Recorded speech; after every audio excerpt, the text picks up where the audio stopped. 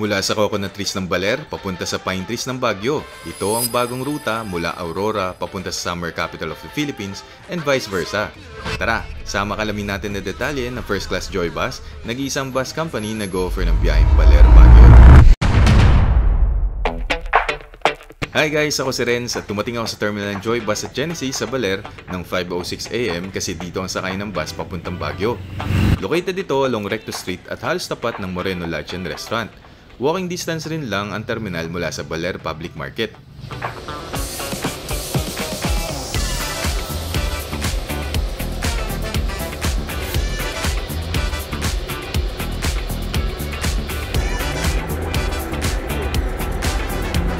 After few minutes mula pagdating ko, pinayagan na sumakay ang mga pasahero. Ito ang ride natin for today's video. Ang brand new Zongtong Premium Bus with body number 818815 ng Joy Bus.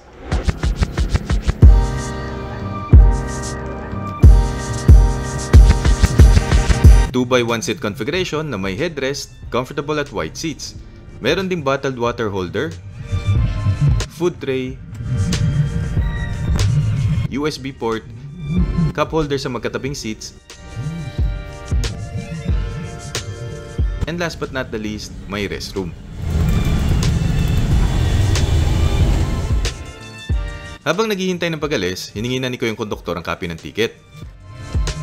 Nagpa-reserve ako ng seat at day before dito rin sa terminal nila sa Baler. 950 pesos ang pamasahe ng Joy Bus sa biyaheng Baler, Baguio. Share ko lang, mayroon ding regular bus sa route na ito at ang pamasahe ay 610 pesos. Please keep in mind na ang Joy Bus ay point to point, so malayo malapit, same lang ang pamasahe. While ang regular aircon, ang bus na nagpipick up ng pasahero along the way.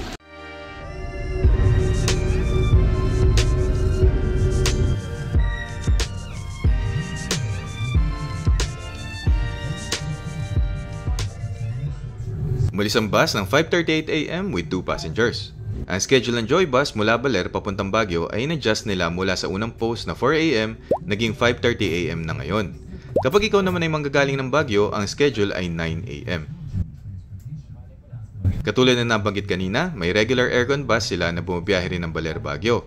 Ang schedule naman nun ay 7:30 AM at para sa manggagaling ng Baguio, ang schedule ay 11:30 AM.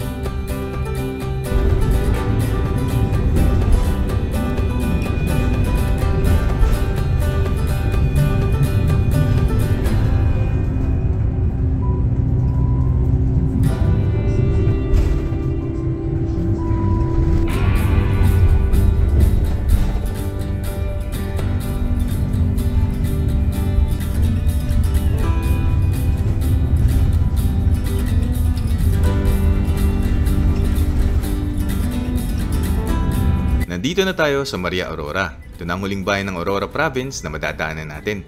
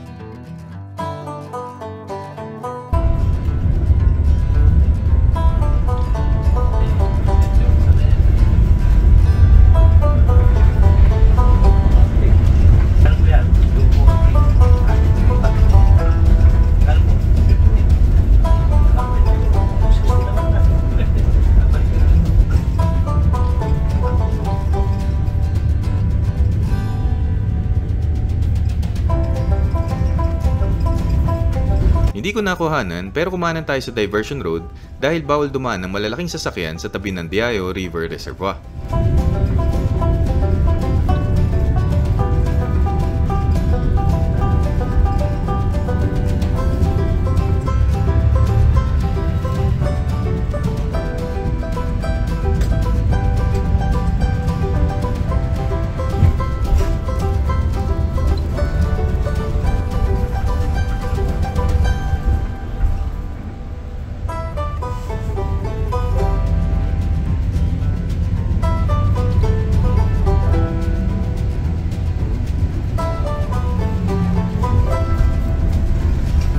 Sa dulo ng diversion road, kumanan ng bus pabalik sa Pantabangan, Baler Road.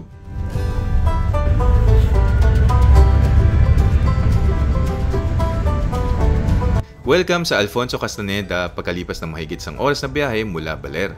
Ito ang una't huling bayan ng Nueva Vizcaya na madadaanan natin.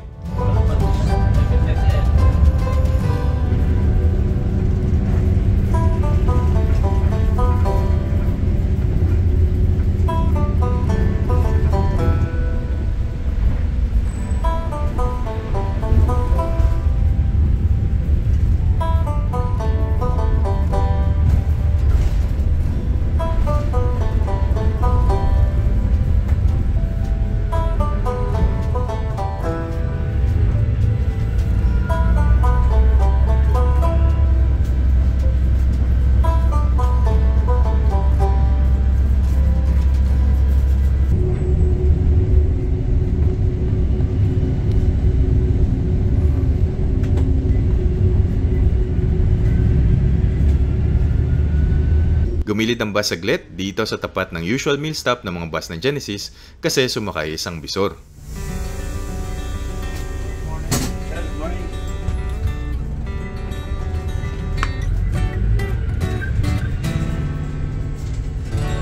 Nandito na tayo sa bayan ng Pantabangan pagkalipas ng almost 2 hours na biyahe mula sa Baler.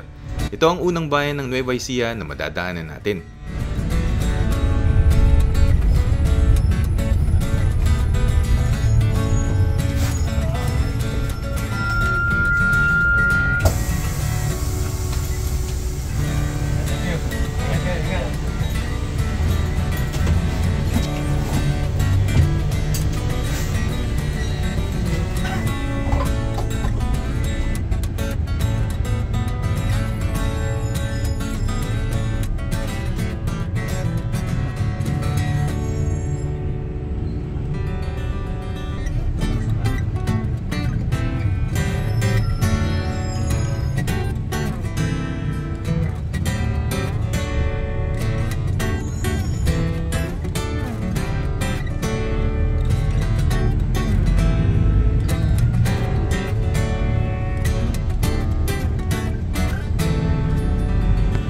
Nagpaalam ako sa bus crew, tara, pwesto tayo sa likod.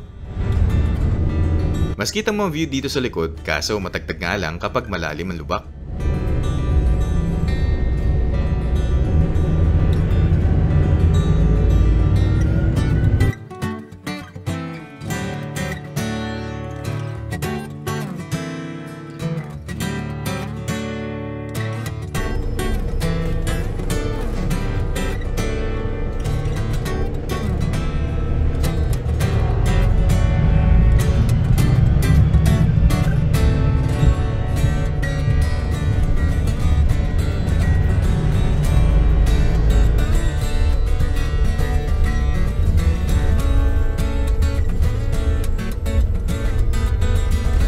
Bago pa man dumating sa sunod na bayan, gumilid ang bus dito sa Cordillera Restaurant para sa ating meal stop.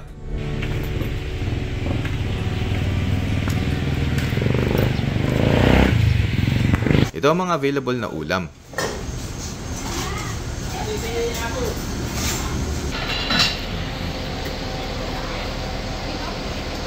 Ito naman ang napili kong kainin sa halagang 85 pesos. Bukod sa pananghalian, makakabili ka rin ng pasalubong dito.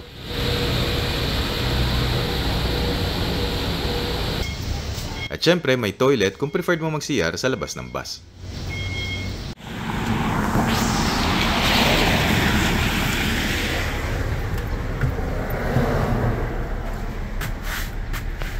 Nagpatuloy naman ang bus sa biyahe after almost 20 minutes sa meal stop.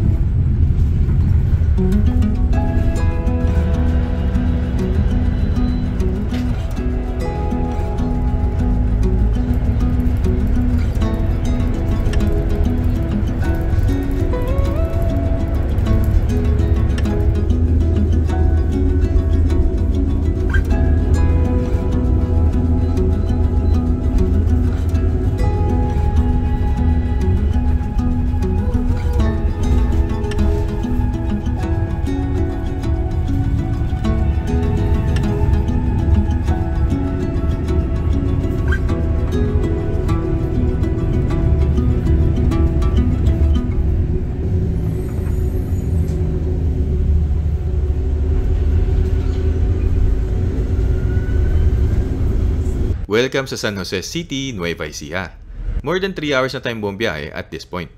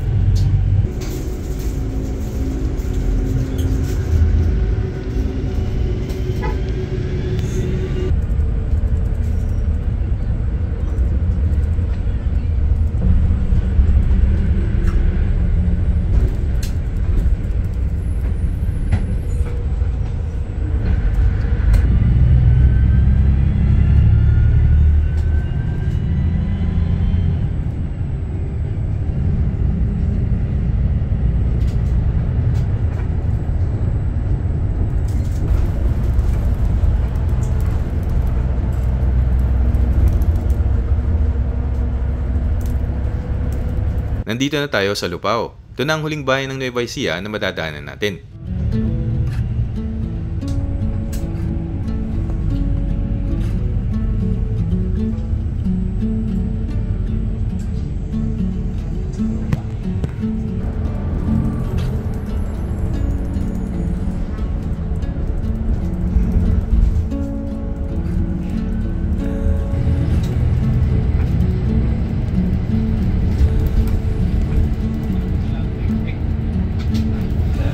Welcome sa Umingan. Ito ang unang bayan ng Pangasinan na madadaanan natin.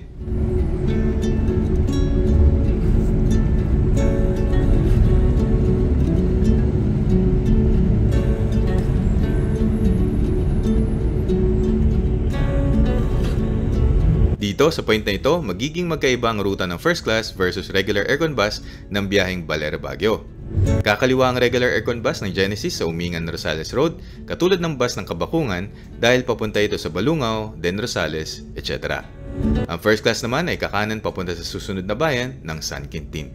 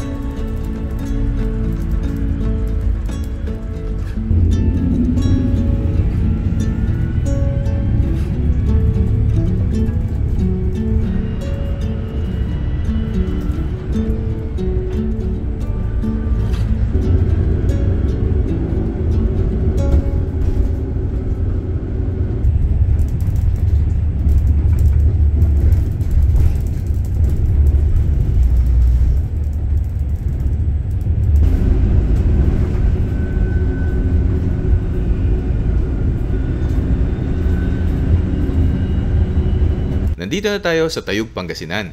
Hindi ko nakuhanan pero kumanan ng bus sa Old Magallanes Street kaya hindi natin madadaanan ang town proper. Pagdating sa dulo, kumaliwa ang bus sa Nueva Vizcaya, Pangasinan Road.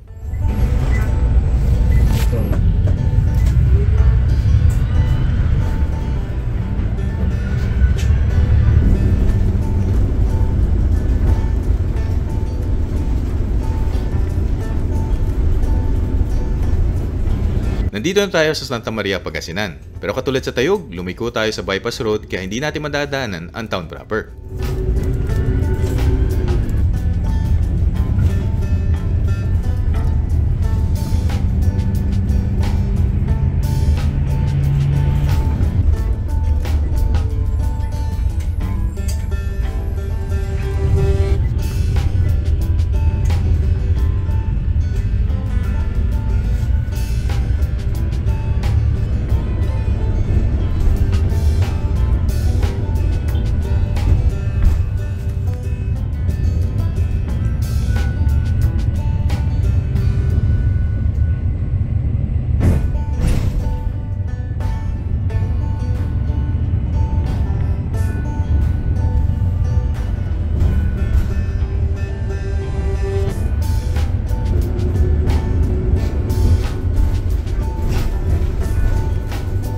Welcome sa Asingan, Pangasinan. Mula sa Santa Maria, Binalonan Road, tumawid ang bus sa Asingan Bypass Road kaya hindi natin makikita ang town proper.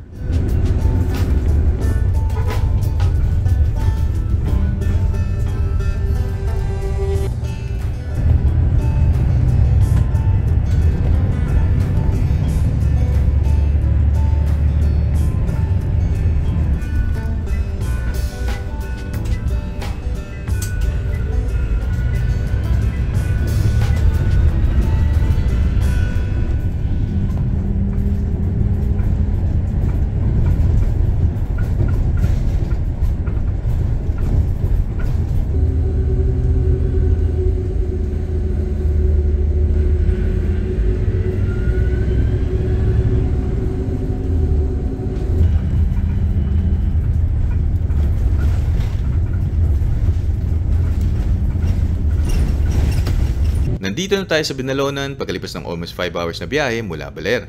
Ito na ang huling bayan ng Pangasinan na makikita natin ang town proper.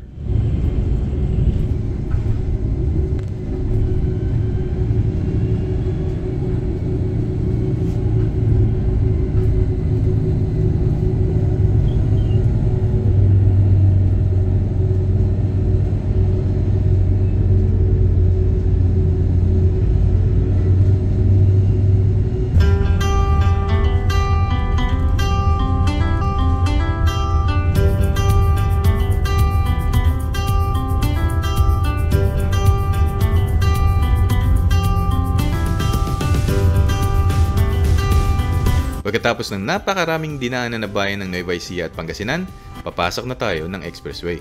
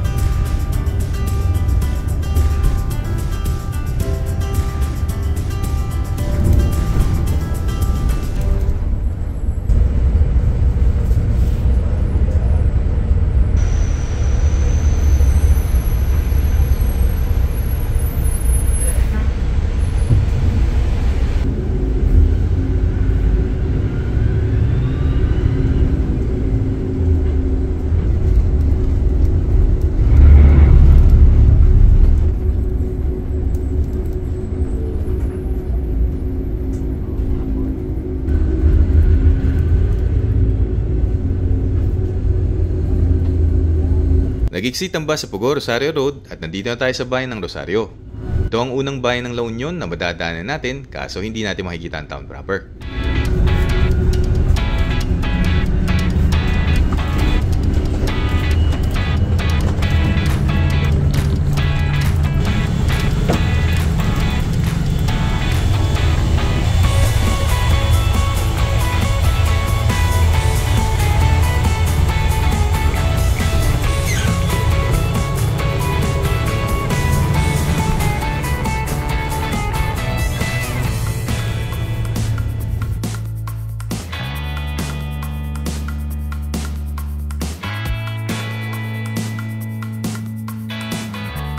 Late ko na na-realize na naka-timelapse pa lang pagkuha ko sa pagliko ng bus sa Ben Palisbis Highway. Anyway, nandito na tayo sa bayan ng Pugo. Ito na ang huling bayan ng La Union na madadaanan natin.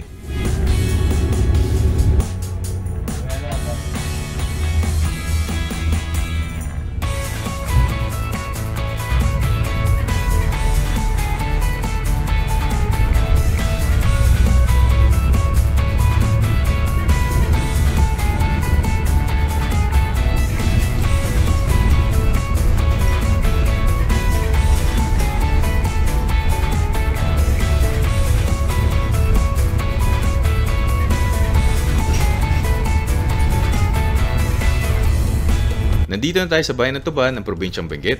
Ito na ang huling bayan na madadaanan natin bago ang ating destination.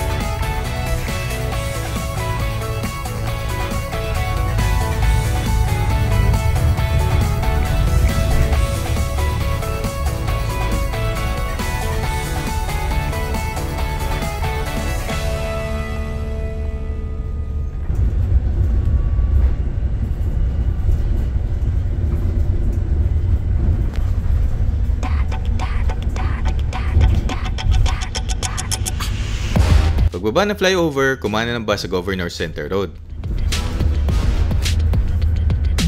Then, kumaliwa sa Harrison Road.